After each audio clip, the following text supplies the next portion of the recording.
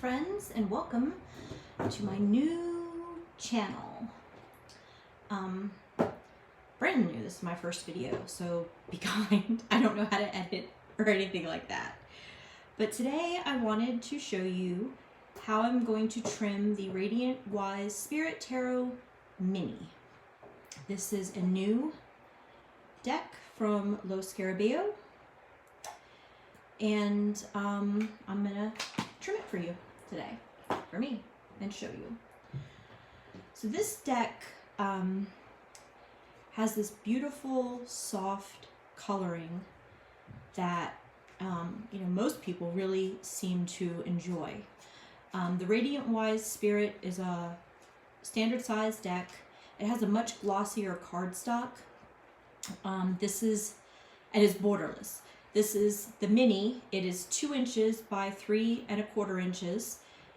It doesn't have a really shiny, it has a little bit of a sheen to it, but it's definitely not what you'd call a high gloss cardstock. It's very nice stock. And they did put the borders on this. So it looks very much like the original deck, which was the Pamela Coleman Smith Rider Waite Smith. Pamela Coleman Smith RWS. And I wish that deck was still available because I just loved the cardstock. I have a copy of it. It's fantastic. But when they made the Radiant Wise Spirit, they made it borderless and in a less desirable cardstock. This little mini is just like the original, just much smaller. It has the same backs and everything, and it's fantastic. It rifle shuffles really nicely. If you're into that, I am definitely into that. And I am going to go ahead and trim this today. So the first thing I do when I'm trimming a deck is I go through the entire deck and I just kind of eye it and I look to see, are all of these borders the same size all the way around? You'd be surprised at how often the right border or the left border, sometimes the top or the bottom, it's different on different cards. Half the deck will be one size, half the deck will be another size. Sometimes there's 3 different sizes. So I always look through, which I've gone ahead and done here. These are all consistent, but in order to make good cuts and lose as little of the art as humanly possible, you really have to check that ahead of time. So that's what I always do first when I'm deciding that I'm going to trim a deck. I look at all of that. The other thing I look at is if I'm going to have problems with text at the bottom. The minors have no text. They just have a number up here at the top. The majors and the court cards have text. So if I take off this entire border and take off the same amount over here, I think I'm going to end up losing some of this text. And I think what I'm going to have to do is probably do a slightly different cut for the majors and the court cards than I will for the minors. But that's something I always try to check. And I also think, I think I might end up with a tiny bit of white border on the bottom of these cards. But I mean, I can live with that. I can always go over it with a black marker, which is what I do sometimes to account for that issue. So let's take a look and get started. I have a small pile of cards. I have a few majors and a few minors, and I usually like to cut one of each and sort of use those numbers to then cut the rest of the deck. But I think I'm going to need 2 different size cuts here. So I'm going to start with the Empress, and I'm going to do,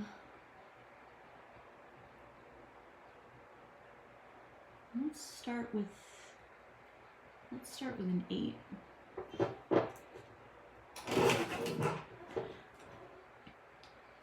Still quite a bit of white space, not so great on the back.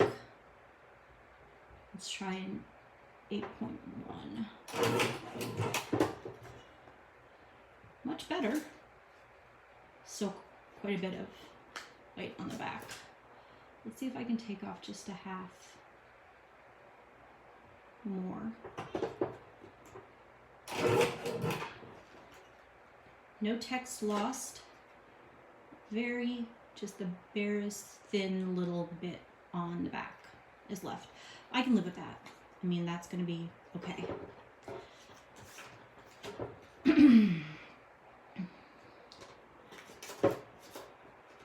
I'm going to go ahead and try. Oh, and I should note that as I go along, I have a little notepad on my phone or on my iPad that I use to mark down my measurements. That way I can always refer back to them as I'm trimming. If I decide to trim the same deck down the road for whatever reason, which I've done a couple of times, I can refer back to exactly what I did. So let's go work on the top. Let's start about 8.4. Still a little bit left. Let's do an 8.5. Not too much lost, a little bit, and fix that border on the back. It's gone. So now let me try a minor and see where I'm going to end up with the minors. Let's start, and there's a cat. Hi, Luna. Luna loves tarot cards. Okay, 8.1 is not going to cut it. I think I'm going to have to go to an 8.2 for this. If you are on my Instagram, you will know that Luna loves tarot and very much enjoys helping me with my readings, which just mainly means she shows up and lays down on my cards when I'm reading. So there we go, 8.2. All of the back border is gone. Didn't take too much off the bottom. I think that's going to be a winner. So let's go ahead and do the 8.5 at the top. And I hope we're going to end up leaving that number on. Yay! Hooray! So now, final size is 8.5 centimeters.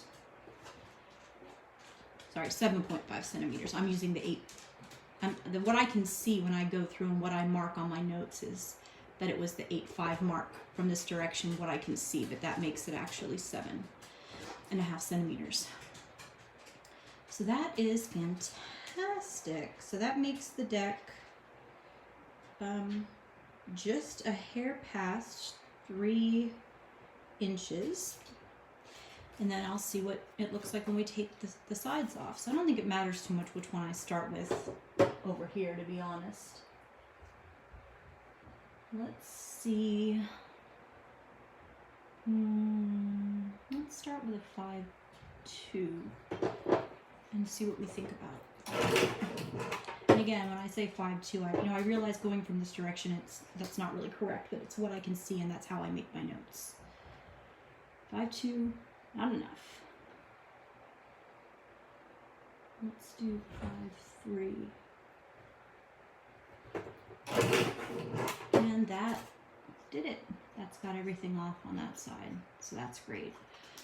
Back looks good. That tiny little bit's going to come off when I trim the corners. So we're all good there. So 5.3. And let's start with a 5.6. That leaves a little, excuse me, that leaves a little on that side. Let me do this.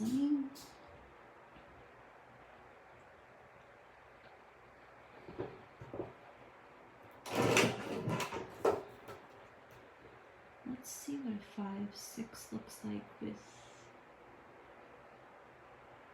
the Empress.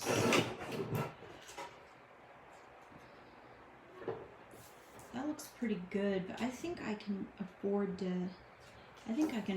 go 5.7 and really make sure I'm getting all of the white off, the border off. Oh, I can see a little bit. Yeah, I think I'm going to have to go a hair past 5'3" when I do the right side. And then end at a 5'7".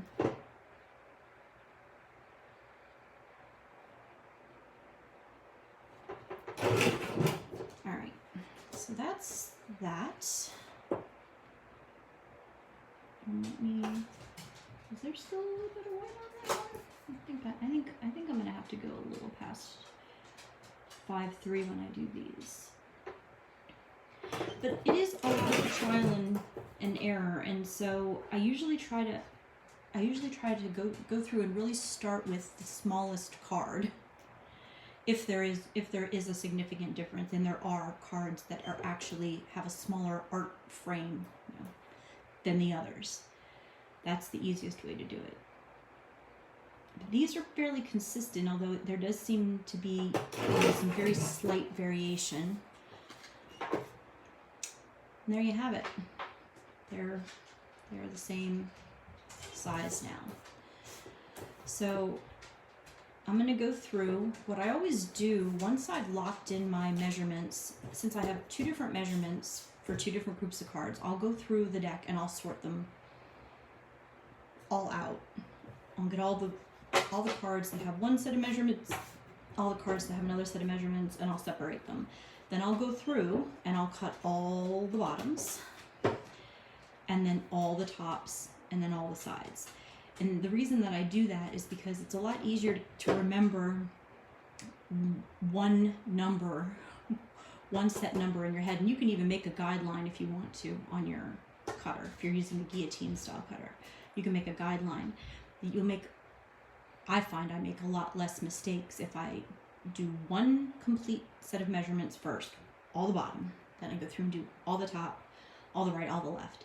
And I find I mess up so much less. Like it makes a huge difference in in my quality, my final quality. So I'm gonna go through and cut the rest of these, and when I'm done, I will be back to show you guys the corner rounding. And I'm back. Okay, so these are some of the cards that I cut, and I'm going to show you corner rounding options. So with corner rounders, the standard that you'll kind of find in craft stores and online is something that looks sort of like this. This is a 5mm rounder.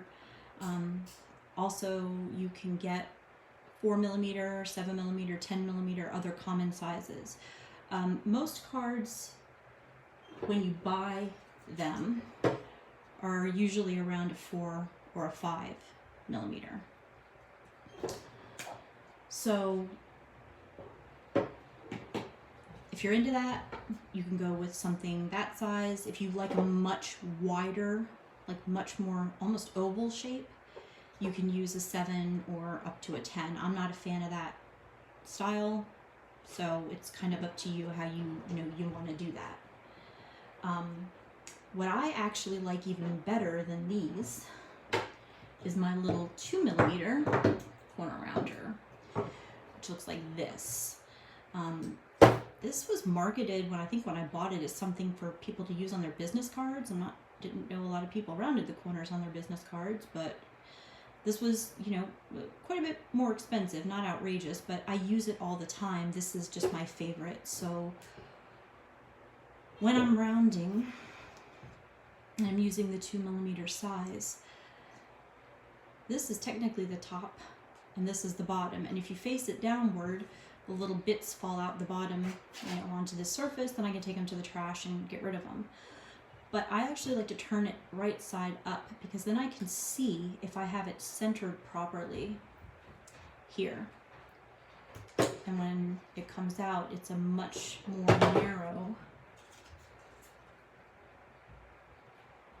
Doesn't look like a huge difference here, but when you put that over, you can see how much more the standard, I'm going to say this is probably a 4mm, that would have taken off.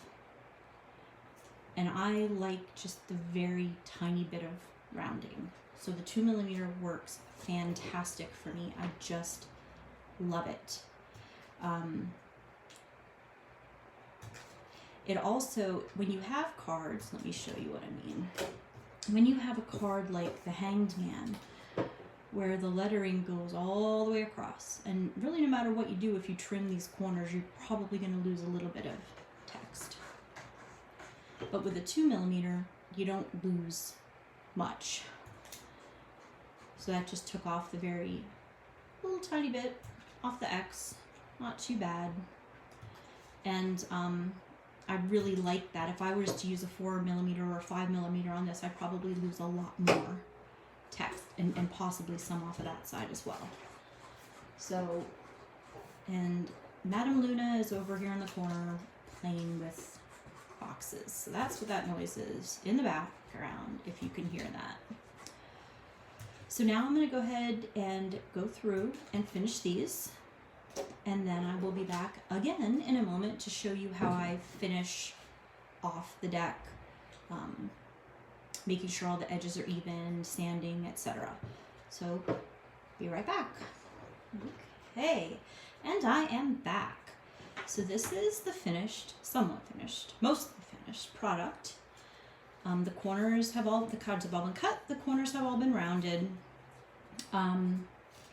The backs are looking pretty great. I do have a few, well, quite a few cards where there's just a tiny little sliver of white border, and I'm going to go over those with a black Sharpie probably, and it will just not be very noticeable at all once it's done. I don't really think it's that noticeable now. It doesn't really bother me that much, but just it'll look a little nicer once that's done.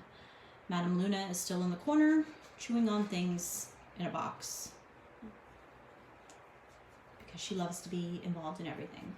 So now what I would do is I would look and see, do I have any uneven bits? And really, it's a pretty damn good cut. So I think I did a pretty decent job.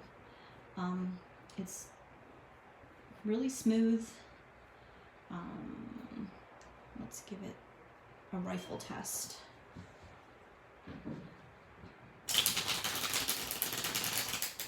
Boom. That's fantastic. So it actually rifle shuffles really nicely. There is a little unevenness on some of the sides.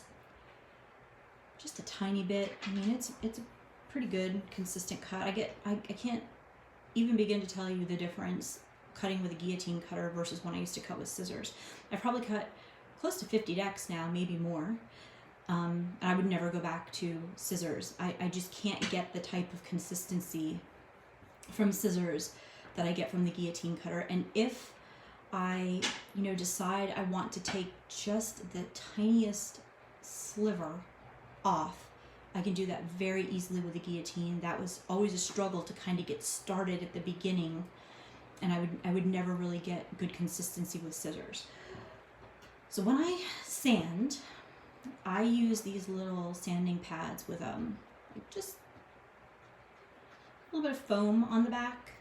And this is like a fine to medium. I really don't remember the exact number. I picked them up at the hardware store.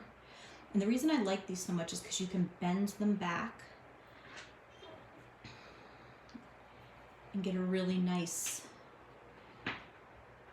sand. So when I do them, I hold them very tight together, as tight as I possibly can, and I only sand down the middle. And the reason for that is as you get towards the edge, you're much more likely to push the cards apart, and it can cause a little bit of almost like a feathering in the card, like you're almost like pushing the layers of the card apart. So when I do it, I hold it really tightly, and it's hard with really tiny cards like this, but I hold it as tightly as I can together, and I'll probably only do one side at a time. Try to get them even.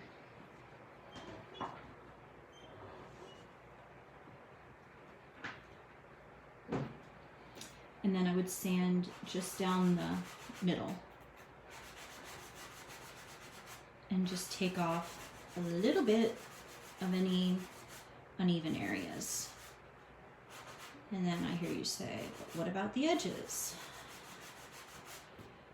Then I just take this part, pop it over here. What was now the edges is in the center. Hold it really tightly and go over it again. But you can see these cards popping out over here. And I never want to get close to those cards and push them out and end up causing, you know, some damage to the cards. It's not anything major, but it can damage the cards. Then to do the corners, I would go from this side because it's a lot easier to hold them this way. And I would just go, again, staying in the center, go over the corners just to make sure they're smooth. Pop this in the center, on the other side, I mean, and go back over the middle again. This one really doesn't need a lot because this one actually turned out really even. So I'm just gonna kind of do a little on the sides. It doesn't need much. Some decks need a lot more. My decks don't always come out this, they don't always come out this perfect, so I guess I got to show you a good one on my first video. That's it. And you can do that for as long as you need to till you get them nice and even and you're happy with them.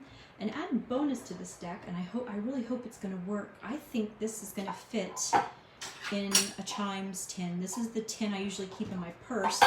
This is my normal little purse deck that I keep with me all the time. It's the Mini Hanson Roberts that I trimmed, and I give it a little green edge, because why not? Because it seemed like it would be cute with this color on the back. But this is the deck I usually keep in my purse. And I'm hoping that this will fit in the Chimes tin. Hooray! Oh my god, it does. It fits. And then the lid. These are Chimes Ginger Chew candies, and they are delicious. And the tins come in different. There's different flavors of candy and different color tins. This is the peppermint. I actually prefer the plain ginger candies, but I like this color. It's my favorite color. So that is fantastic. So exciting. So yeah, now this could actually be my purse deck because it has its own little tin. Let me show you what it looks like really quick. I'll show you what it looks like inside the box. It will give you an idea of how much we took off of the deck. So we took off about a half an inch, maybe a little less than a half an inch all the way around. So yeah, not too bad. No borders, a little bit smaller, still rifle shuffles, fantastic cardstock. I just love this stuff. It's so good. And I hope that you found this useful. And I'm going to do some more videos on mods. I love to tarot mod. Do a lot of trimming. I do a lot of edging. I do a lot of gilding removal because I'm not a big fan of the disco ball gilding. That's kind of popular now. I think I'm going to do a tips video. Maybe I'll do some readings, show off some new decks. Maybe I'll show off some out-of-print decks. I don't know. A little bit of everything.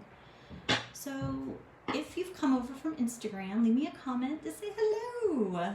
I really love chatting with people and saying hi. And I hope to see you on my Instagram. It's crossroads.cardslinger. And I'll link it in the description thing if I can figure out how to do that. And if I can't, then I'll try to make my boyfriend do it. Thank you for watching. I appreciate you.